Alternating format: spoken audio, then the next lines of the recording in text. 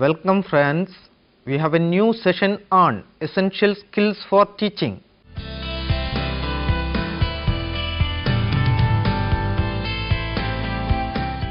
Skill of questioning. In the earlier session on teaching skills, we have found that an array of skills are necessary for effective teaching, but some skills get prominence over the others due to their extensive use in the day-to-day teaching activity. Such skills are often called as core teaching skills. Of these, 5 skills are necessary for all teachers, irrespective of their subject, the school, or maturity of students. These are the skill of questioning, response management, reinforcement, explaining, and stimulus variation. Without these skills, a teacher is likely to fail. Let us examine each of these 5 core skills. Questioning plays an important role in teaching learning. It is one of the cornerstones of teaching learning. Whatever information we know can be conceived as answers to 5 W's: what, why, when, where, who, and one H, that is how. Thus, questioning is one of the critical skills usable in teaching any subject at any level. Purpose of questioning. Question can be asked to serve various purposes. The purpose could be to motivate students, obtain and sustain pupils' attention and make them mentally alert, stimulate thinking, reasoning, and seeking solution to problems, help students recall what they already know, link present knowledge with the old, and encourage the practice of reflection. Questions encourage student participation in discussion, assess the extent of students' understanding of what is being taught, help students evaluate themselves, and promote students' involvement in addition to revising the lesson. Classification of questions. Questions that teachers ask in class are classified based on the level of thinking required from students to answer them and the purpose for which they are asked. Level of questions. Questions are structured differently with varying levels of instructions. Broadly, there are 3 levels of questions, namely lower order questions, middle order questions, and higher order questions. Lower order questions are memory level questions requiring the student to recall from their memory using the relevant cues in the question. This level is important because memory gives the building blocks for higher level questions and their answers. Middle level questions demand student to interpret the acquired information. They cover the objectives of understanding and application in Bloom's taxonomy. Understanding as an objective requires thinking to transform, interpret, or extrapolate what is in mind to some other form. Application is the use of the acquired knowledge in a new situation. This level is highly important because the utility criterion for any learning is the ability of learner to transfer formal knowledge into real life situations. Higher order questions involve higher order thinking. Here, students have to reason, analyze problems, imagine, show a creative touch, or judge. The objectives, namely analysis, synthesis, and evaluation in Bloom's taxonomy, are covered by this level. Analysis is defined as breaking down of information or problem into its parts. This helps to make the relation among parts evident. Such questions will make students compare, contrast, and answer to the questions of what, if, and why. Synthesis is putting together information to form a whole. Synthesis objective is tested through questions such as what is the relationship between 2 or more. Evaluation is the highest objective in cognitive domain. Here, student has to test logical accuracy and consistency of information and judge the information in terms of accepted standards. The importance of higher order questions is that The creative aspect of education can be measured only by them. Types of questions. According to the purpose, questions can be of 4 types. 1. Introductory questions. 2. Developing questions. 3. Recapitulatory questions. 4. Evaluating questions. Introductory questions, which are generally asked at the beginning of a lesson, are useful to test the previous knowledge of students, link new knowledge with already existing knowledge, and motivate the students and arouse their curiosity. Developing questions forms the backbone of a lesson. They are used to develop a particular line of thought, help students discover facts for themselves, focus students' attention on important points, and formulate generalizations in an inductive way. Here, the focus is not on checking student knowledge, but make them discover and reach at right generalizations. Generally, recapitulatory questions come at the end of a lesson. Such questions help teacher to know whether students have achieved the instructional goals. They are helpful in and revisiting ideas already presented in the class. Repetition is necessary to anchor the ideas and reorganize them. During the class sessions, evaluating questions serves the purpose of feedback to teacher as well as to students. Feedback about effectiveness of learning and instruction gives the future direction for instruction. The components of skills in questioning. 3 important dimensions of skill in questioning are structure of questions, process of questioning, and product of questions. Structure of questions. While constructing questions, teachers have to follow certain rules. Questions should be framed using simple words. They should be grammatically correct and relevant to the topic being discussed. They must be specific and concise. At the same time, it is essential to avoid double-barreled questions which contain more than one question or concept.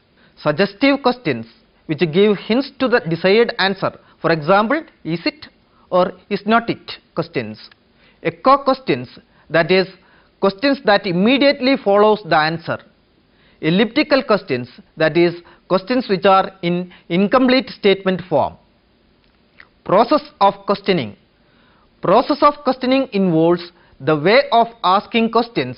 While asking questions orally, teachers must be careful of their intonation, pronunciation, and diction. There should be pause in between questions. Questions need not be repeated unnecessarily. Questions need to be distributed evenly among all the students in the class. Providing a pause in between questioning and pointing the student to answer promotes every student to think of the answer. Avoid haste and allow sufficient time for students to answer. Products of questions. Products of questions deal with people's responses to the questions. The ways to deal with partly right answer, incomplete answer, and wrong but intelligent answers are dealt in detail under the skill of probing questions. Skill of probing questions. Going deep into students' answer by asking a series of questions is a technique that teachers use to deal with student responses. This is called as probing questioning.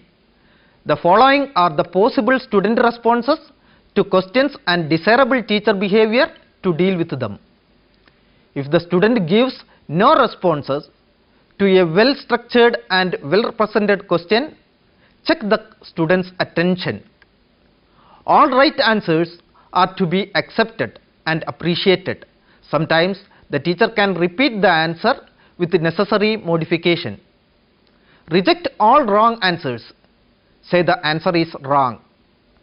No sarcastic comment is to be made on wrong answer. Analyze why the answer is wrong. If necessary, give the student an opportunity to correct the response by providing appropriate cues. Remember, mischievous answers are to be dealt sternly with. Wrong but intelligent answers must be analyzed. Restructuring the question may help students draw the desired answer. Skill of probing questioning involves management of student responses. For this, techniques like prompting, eliciting further information, refocusing, asking critical awareness questions, and redirection of questions can be used. When students give wrong or partially correct response, they need to be led to correct response. They need also to be made aware why the answer was wrong. Further, even for right answers, students be made to examine the answer from various viewpoints. In addition, probing increases students' participation and motivation. Prompting. Prompting is the techniques used by the teacher to help students who give no answer or wrong answer or incomplete or partial answers. Prompting leads the students to right response. For this, a series of questions, verbal, extraverbal and non-verbal cues can be used. Cues must be corresponding to the student's age and experience, logical consistency of the response and the desired response. Prompting is recommended because it makes the student answer the question. It gives a feeling of emotional security to the student. This in turn gives a sense of accomplishment and participation, thus enhancing self-image. Seeking further information. Asking for further information regarding a partially right response helps teacher to know whether student really knows the answer or is merely parroting. It reveals the extent and level of understanding the student possesses about the answer. Questions such as, can you cite an example, or will you state it more clearly, or will you elaborate, are asked to seek further information from students. Refocusing. Here, teacher relates the student's right answer to something they already possess. Refocusing helps students to attain new and broader perspective of the information they already was possessing as well as present information. It stimulates thinking for on the topic. For example, if a student makes a response that X is so and so, the teacher may refocus the idea by asking in what way X is related to Y, or he may ask in what way X is different from Y. Redirection. Redirection of partially answered and unanswered questions gives an opportunity for more students to participate in answering a question. Redirection enhances classroom interaction. Prompts are preferable to redirection of the same questions to different pupils. Increasing critical awareness. Increasing critical awareness enhances the level of understanding of the subject matter from memory level through middle to higher order thinking, involving analysis, synthesis and evaluation.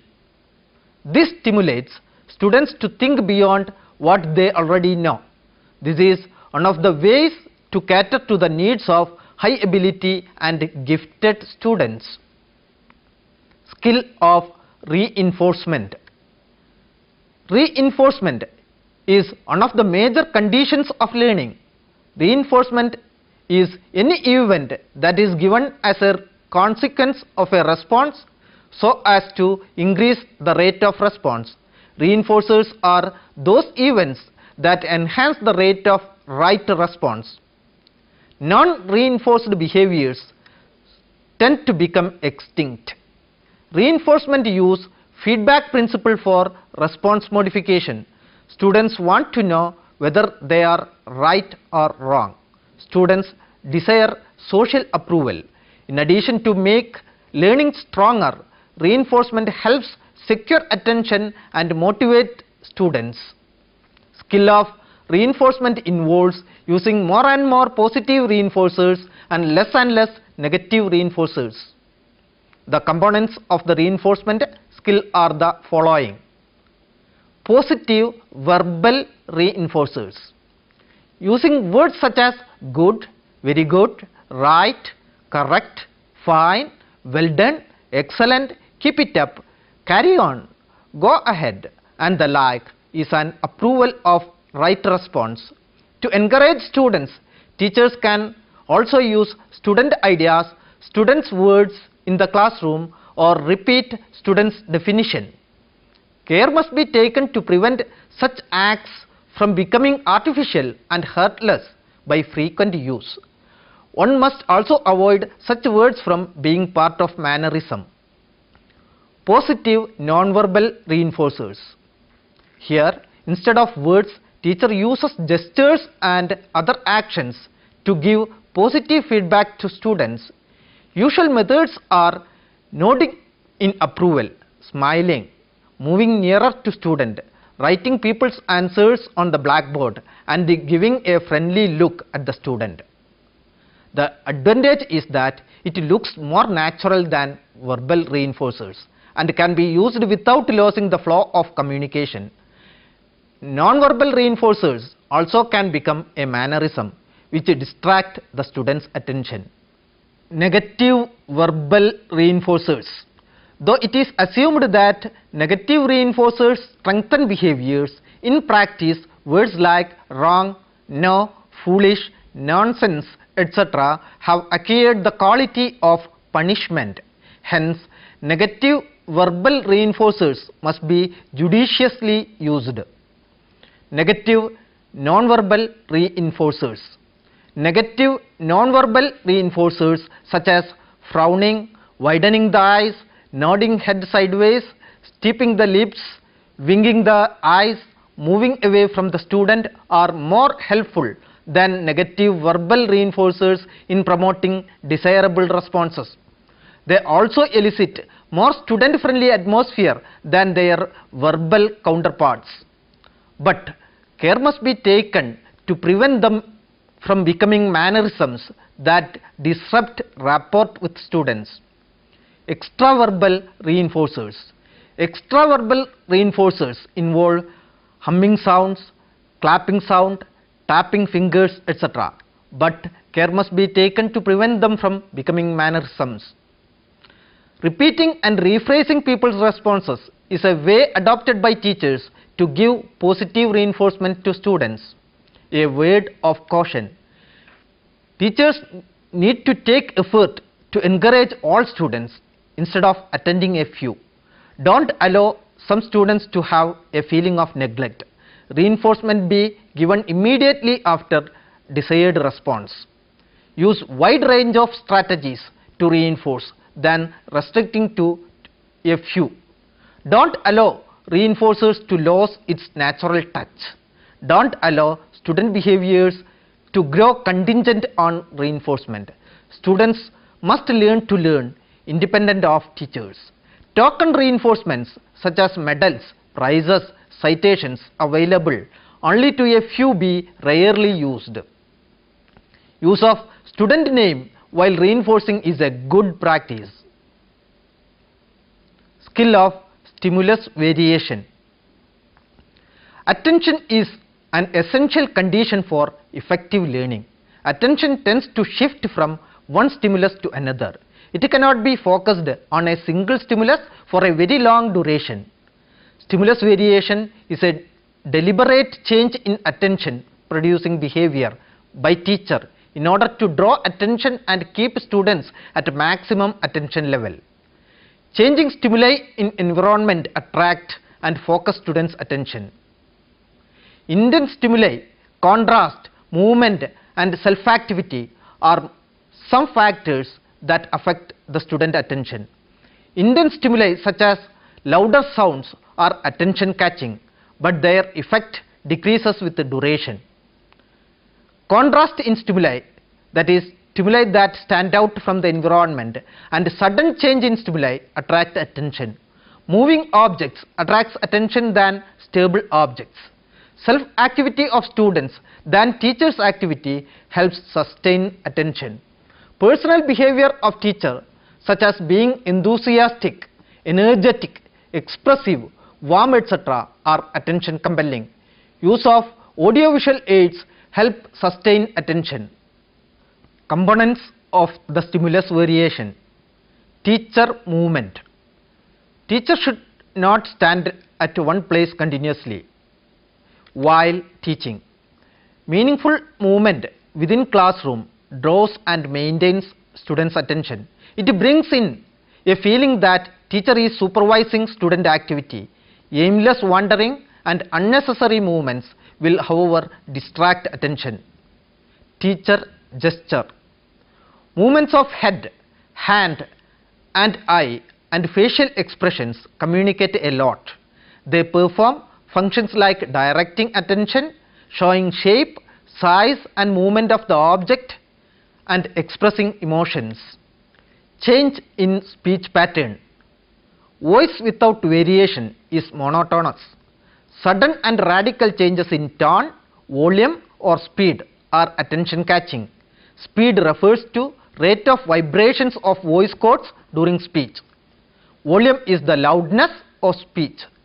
Proper pitch for words and phrases is highly essential for effective communication. Change in speech pattern needs to be appropriate and logical.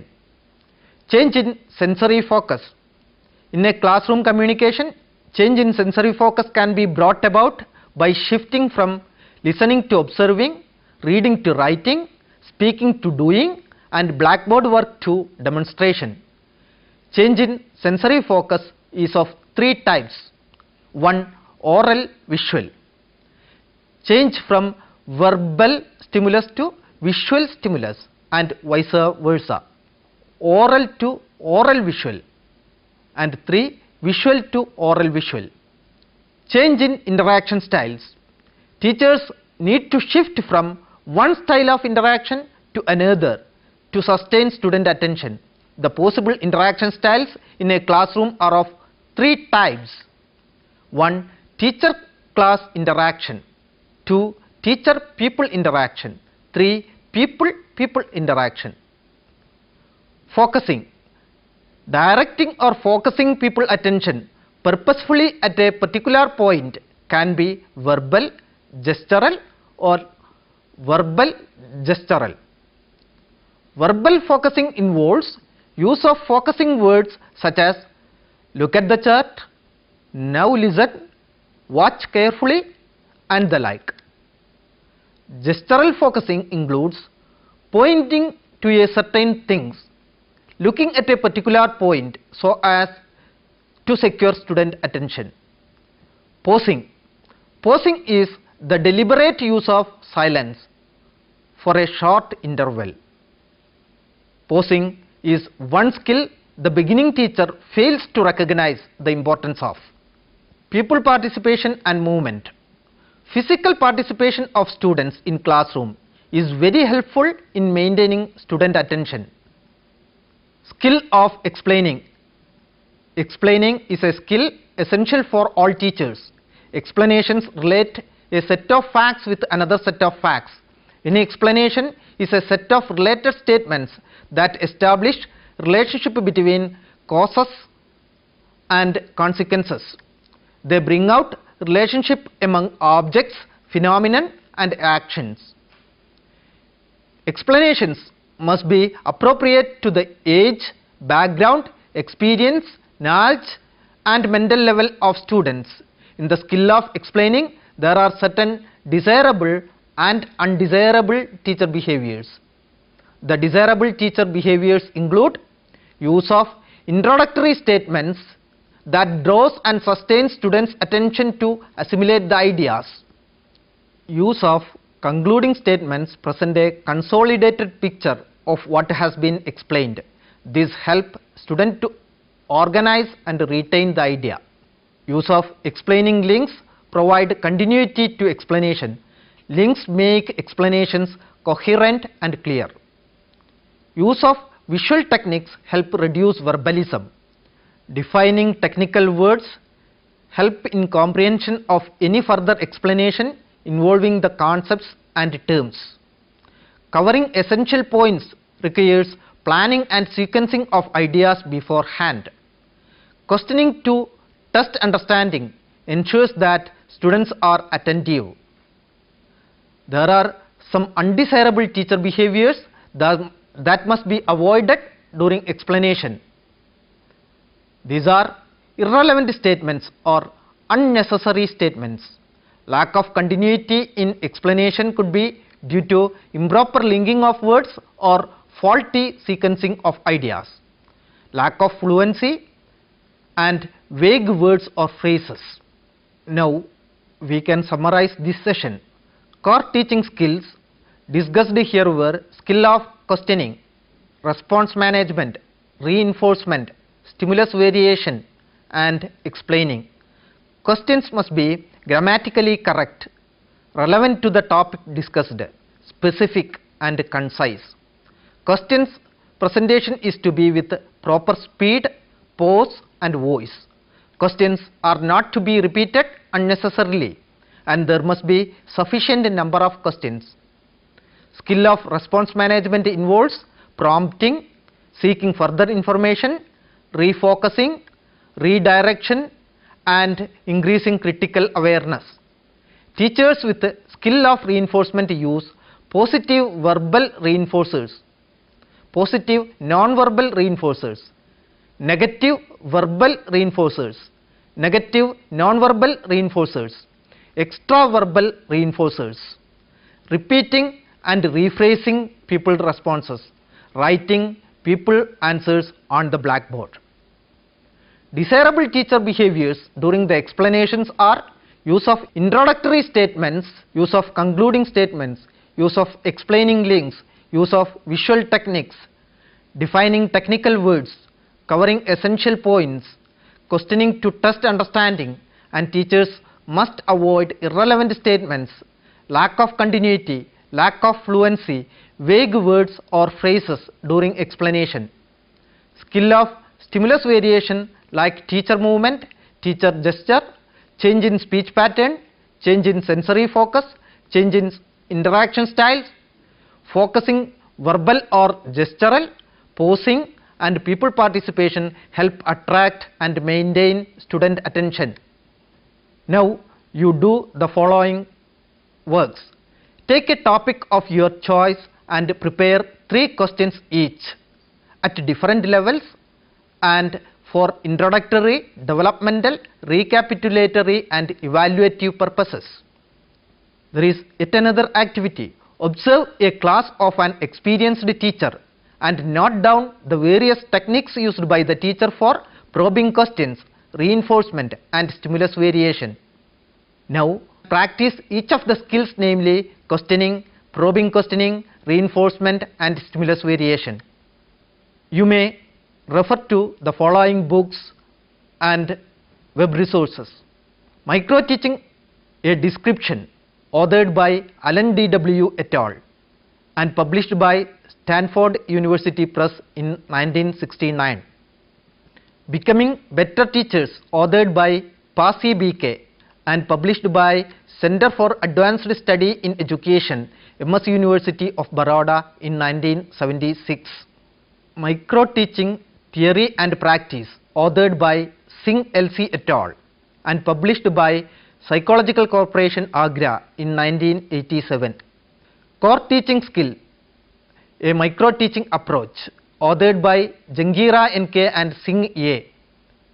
Published by NCERT New Delhi in 1982. You may also refer to the page Micro Teaching Skill Components, available at www.scribed.com. Thank you for watching this session. See you next time. Until then, bye.